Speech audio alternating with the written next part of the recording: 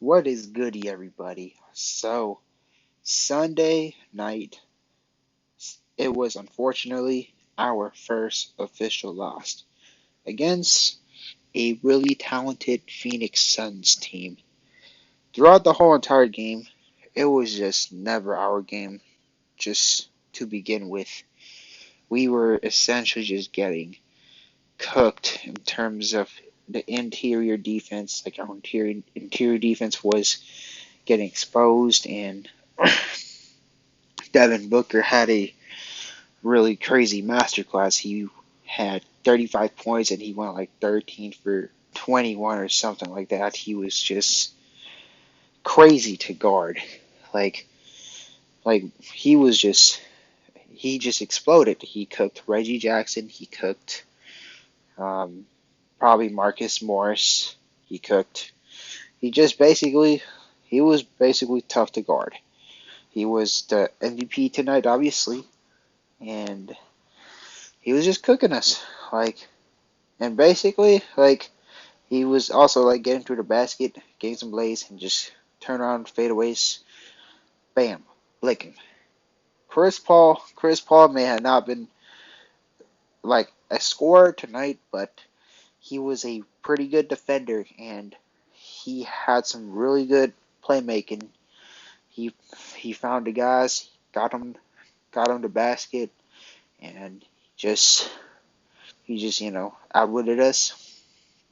DeAndre Ayton, he didn't do anything too special, but he was a he was their big man, their anchor, the solid big who grabbed 8 rebounds, which is pretty solid, and he definitely just made some mid range, which is whew, pretty brutal.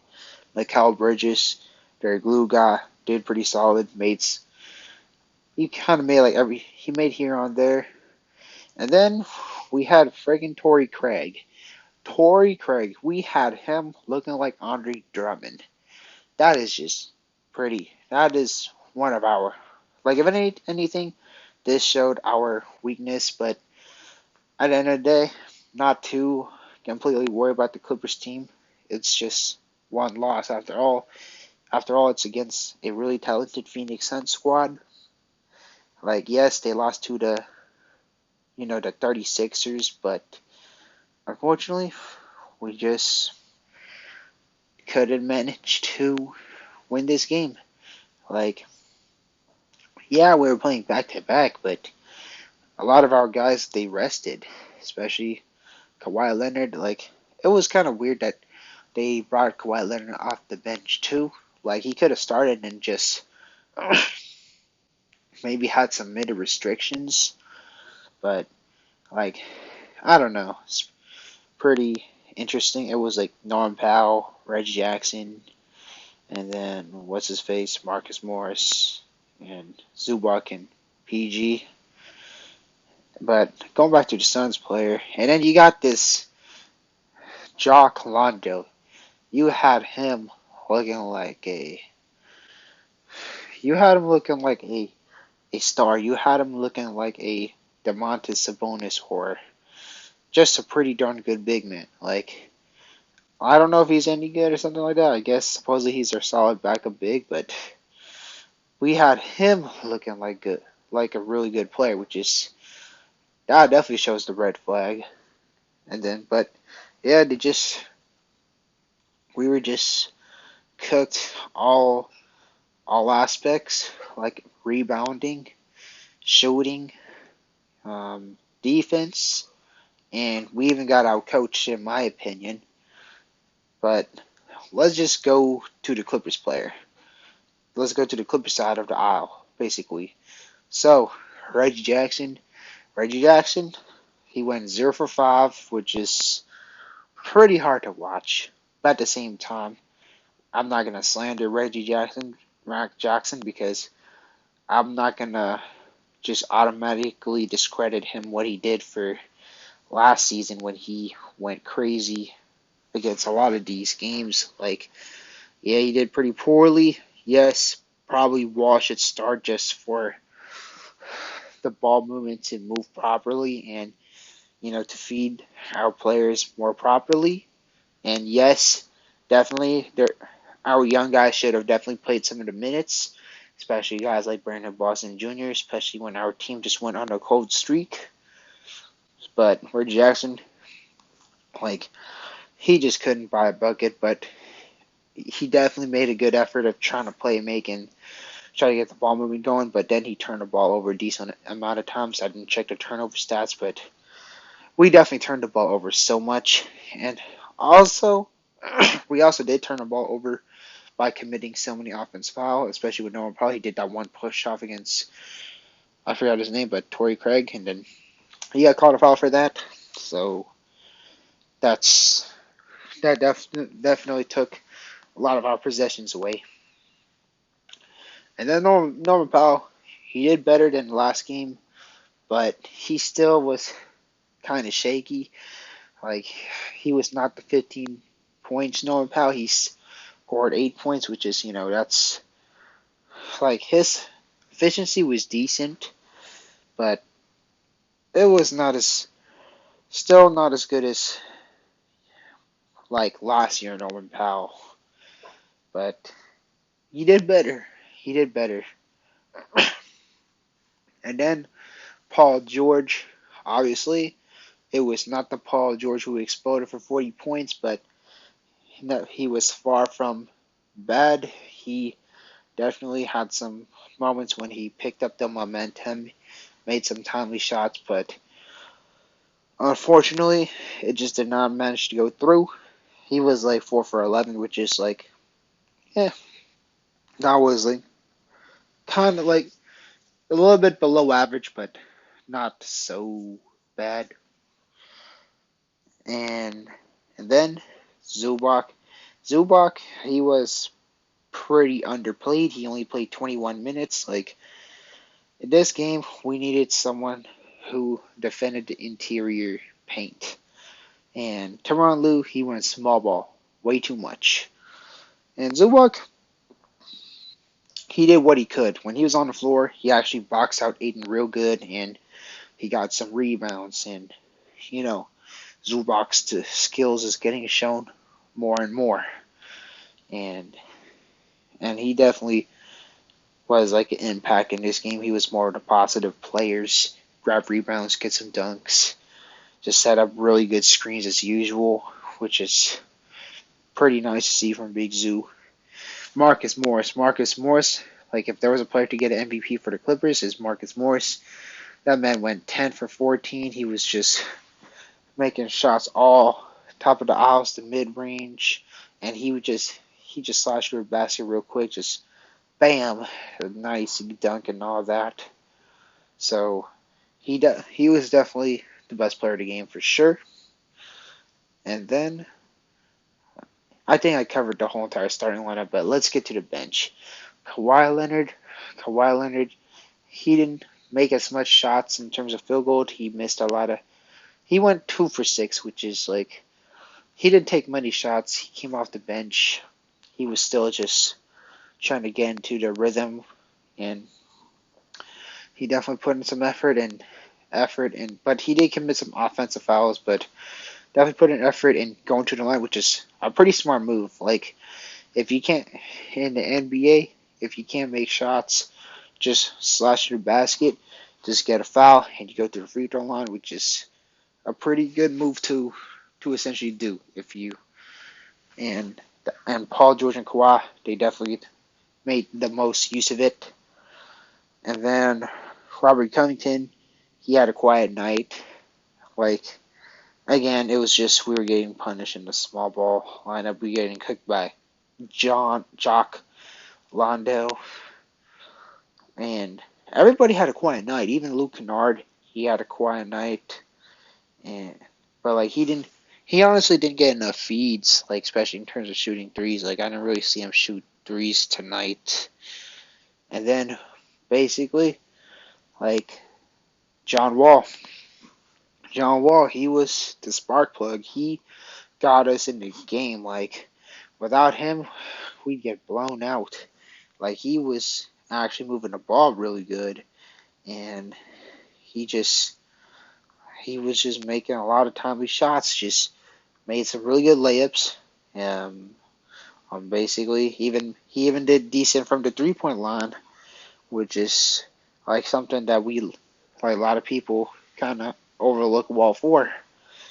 Like especially he was pretty good with the mid range and like Reggie Jackson. We like Reggie Jackson, but I think the maybe when we face a good team, I think starting John Wall will be a more of a better option. But right now, I'm I'm not too strong about it because I still remember what Reggie Jackson did, but at the same time, I would just rather go with Wall because you get better ball movement and you get more of a offensive flow and the defensive flow.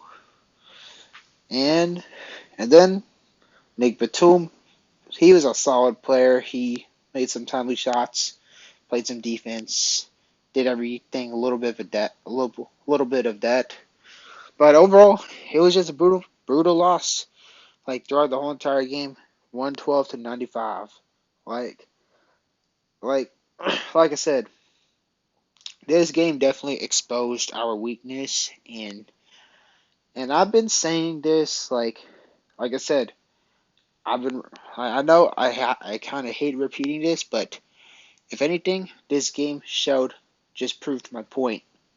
And the biggest point is Tyron's Lue biggest weakness is he's just too like he's too conservative, he's too like timid, he's too shy to play the players who are actually who would actually, help us in situations like this in terms of especially the young talents like Moussa Diabate and Brandon Boston Jr.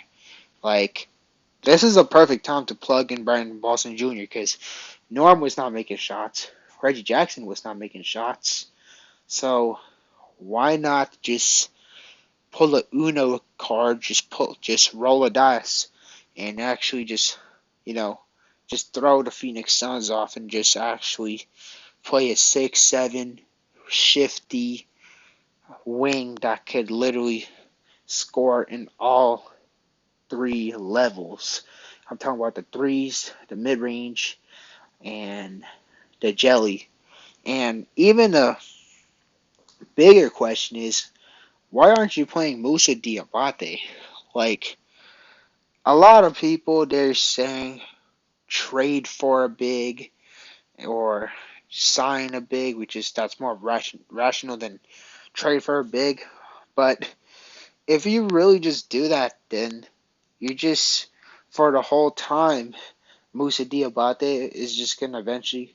Moussa Diabate is the better guy all along, and then you just essentially just wasted an asset for a big that is not as good as Diabate. Because if you just evaluate just the skills and how the player does and the impact on the court, and you just do a little placebo effect, just take all the resume away and just pretend that they're both like the same like year and the same experience. Moussa Diabate definitely, in my humble opinion, trumps all of them. Like especially on defense. Like this game, this would have been a perfect Moussa night. Like even last game too. Honestly, all the games. But this would have been a perfect Moussa night because boy, imagine when Moussa switched on to Devin Booker. That would have been a really good contestant. Booker, he would have missed some of the shots. Like basically, in my opinion, like Moussa Diabate would prevent at least 15 points, and he would have definitely got some more rebounds, and that would have definitely cut the Phoenix Suns scoring by 20 points. Like you've seen what Moussa Diabate has done in the preseason. Moussa Diabate, energetic big, very switchable. He knows where to be, and he's all of a sudden everywhere, like from one place to another. So why is he sitting on the bench? Why would you sit Moussa Diabate on a bench when you need rebounding and defense the whole entire time? Like small ball, like I know I say like a lot, but I just feel it's the perfect situation to say it. But it would essentially just cook us in the paint. Just what you seen in this game. But this is all I just got to really say. It like what I pretty much just said. It just exposed like the weakness of the Clippers and Tyronn Lue in general. Like Ty Lue, overall, I'm not saying he's a bad coach. It's just something I've been getting onto him since when he became the Clippers coach. He improved all other aspects. Like one thing that is different between Ty Lue's and Doc Rivers' era is the ball movement is significantly better. Like even when the Clippers are bad, but he still has this weakness of not utilizing young talent, especially when it's needed, and especially when the young talent would have definitely helped. Like young talent definitely could have helped a good amount in this game. Just simple as that. But just let me know what you think about this game in general. Like definitely leave a comment down below. We face the Oklahoma City Thunders, and definitely I expect to see Brandon Boston Jr. play at some runs and Moussa Diabate, but at least Moussa Diabate. There's no reason why you should not be playing him. OKC, they're a rebuilding team, so it's perfect to test out the waters. So why not play the youth? But like I said, leave a comment down below, and I'll definitely get with y'all in the comment section. As y'all know, have a great night and peace.